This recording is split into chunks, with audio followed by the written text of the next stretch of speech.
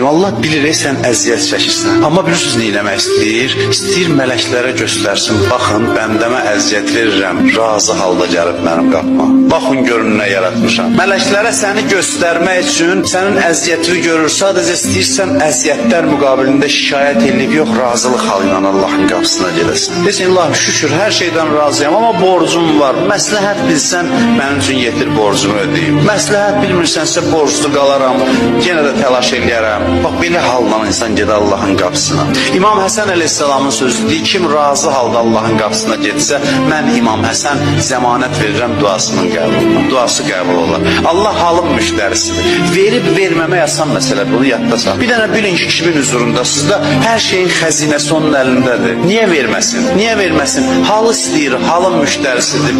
Halı yaratmaq üçün məhrum eləyir səni. Məhrum eləyir ki, nəhayət ki, sən bu halı yaradıb özün xoşbəxt olasan. Sənin əsirgəmək üçün yaratmayıb ki, onsuz yeri göyü sənin ixtiyarında qoyur.